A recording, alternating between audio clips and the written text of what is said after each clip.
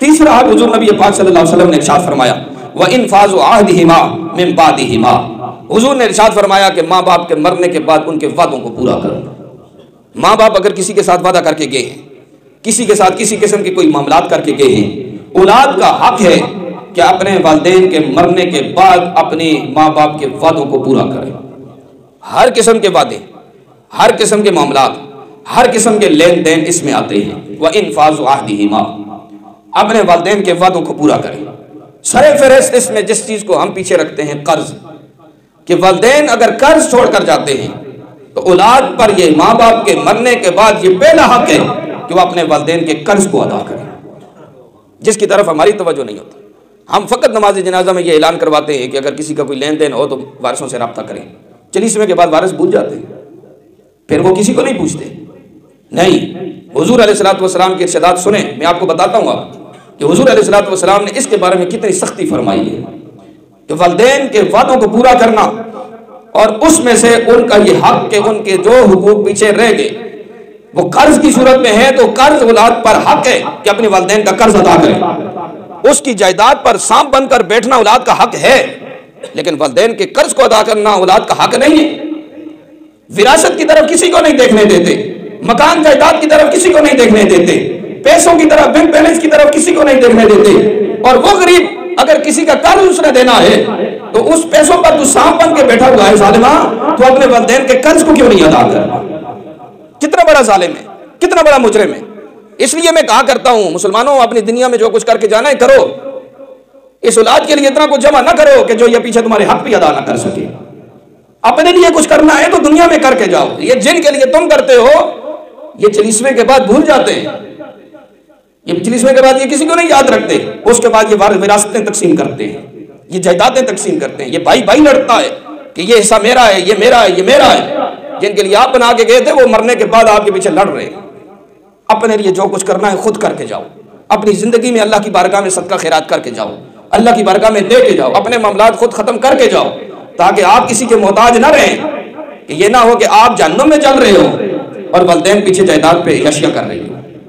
اور اس کی فکر نہ ہو کہ میں نے اپنے والدین کا قرض بھی ادا کرنا ہے، میں نے قرض بھی دینا۔ سنیں نبی پاک صلی اللہ تعالیٰ علیہ وآلہ وسلم نے اس کے بارے میں کیا ارشاد فرمایا۔ حضور نبی کریم صلی اللہ تعالیٰ علیہ وآلہ وسلم نے اس کے بارے میں ارشاد فرمایا۔ حضرت ابو قتادہ رضی اللہ تعالیٰ عنہ ارشاد فرماتے ہیں کہ قال رجل یا رسول اللہ صلی اللہ علیہ وسلم، ایک شخص حضور نبی پاک صلی اللہ علیہ وسلم کی بارگاہ میں آیا، اس سے آ کے عرض کیا اللہ کے رسول صلی اللہ علیہ وسلم ارأیت ان قتلت فی سبیل اللہ صابرا محتسبا مقبلا غیر مدبر، یا رسول اللہ صلی اللہ علیہ وسلم اگر میں جہاد میں جاؤں، میں قتل کر دیا جاؤں، اور میں جاؤں بھی ثواب کے لیے، ذاتی کسی خواہش کے لیے نہ جاؤں، ثواب کے لیے جاؤں، اور یا رسول اللہ صلی اللہ علیہ وسلم آگے بڑھتے ہوئے مارا جاؤں، پیچھے پلٹتے ہوئے بھی نہ مارا جاؤں، بھاگتے ہوئے بھی نہ مارا جاؤں، بہادری کے ساتھ میدان جنگ میں لڑتے ہوئے تیری رضا کی خاطر، تجھے راضی کرنے کے لیے، یا رسول اللہ اگر میں مارا جاؤں تو یا رسول اللہ کیا میری بخشش ہو جائے گی، میری خطائیں معاف ہو جائیں گی، میرے گناہ معاف ہو جائیں گے؟ قال نعم، میرے پاک نبی نے فرمایا ہاں تیری مغفرت ہو جائے گی، تجھے بخش دیا جائے گا۔ وہ شخص چلا، آگے نکلا، میرے پاک نبی نے پھر اس کو آواز دی، وناداہ، حضور نے اس کو پکارا، اس کو بلایا، پھر حضور نبی پاک صلی اللہ علیہ وسلم نے فرمایا فقال نعم الا الدین، حضور نے فرمایا ہاں تیری بخشش ہو جائے گی سوائے تیرے قرض کے، تیرا قرض کسی صورت میں معاف نہیں ہوگا۔ جہاد میں مرنے والا، شہید ہونے والا، اتنا اعلیٰ درجہ پانے والا، حضور فرما رہے ہیں تیری مغفرت ہو جائے گی، تیرا ہر گناہ معاف ہو جائے گا، الا الدین، سوائے تیرے قرض کے، تیرا قرض کسی صورت میں بھی معاف نہیں ہوگا۔ جہاد میں گردن کٹا کر بھی تیرا قرض معاف نہیں ہوگا، وہ تُونے ادا کرنا پڑے گا۔ وہ تیرے وارث ادا کرے یا تو ادا کر کے جا، لیکن تجھے ادا کرنا پڑے گا۔ اتنا بڑا حق۔ پھر حضور نبی پاک صلی اللہ علیہ وسلم نے، مسلم شریف میں روایت موجود ہے، حضور نے فرمایا یغفر لشہید کل ذنب الا الدین، حضور نے فرمایا کہ شہید کا ہر گناہ معاف کر دیا جائے گا سوائے قرض کے، قرض کے سوا شہید کا ہر گناہ معاف کیا جائے گا، قرض اس کا بھی معاف نہیں ہوگا۔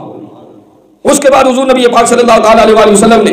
یہاں تک ارشاد فرمایا کہ حضور نبی پاک صلی اللہ تعالیٰ علیہ وآلہ وسلم کی بارگاہ میں حضرت ابو ہریرہ رضی اللہ تعالیٰ عنہ روایت کرتے ہیں، بخاری میں بھی روایت ہے، مسلم میں، دونوں کتابوں میں یہ روایت موجود ہے۔ ابو ہریرہ رضی اللہ تعالیٰ عنہ بیان کرتے ہیں کہ حضور نبی کریم صلی اللہ تعالیٰ علیہ وآلہ وسلم کی بارگاہ میں کوئی شخص لایا جاتا جنازے کے لیے، جنازہ پڑھانے کے لیے حضور کی بارگاہ میں لایا جاتا، حضور نبی کریم صلی اللہ تعالیٰ علیہ وآلہ وسلم اس नमाज जनाजा में खड़े होकर पूछते इस शख्स के ऊपर कर्ज है? अगर जवाब मिलता है, हुजूर फरमाते इसने कर्ज को अदा करने के लिए पीछे कुछ छोड़ा है, कोई जायदाद, कोई जमीन, कोई पैसे, कोई चीज छोड़ी है कि जिससे इसका कर्ज अदा किया जाए? तो अगर जवाब आता जी हाँ, इसने पीछे अपने जायदाद छोड़ी हुई है, इसने अपने बागात छोड़े हुए हैं, इसने ऐसी चीजें छोड़ी हुई हैं जिनको इसके मरने के बाद बेचकर इसका कर्ज अदा कर दिया जाएगा,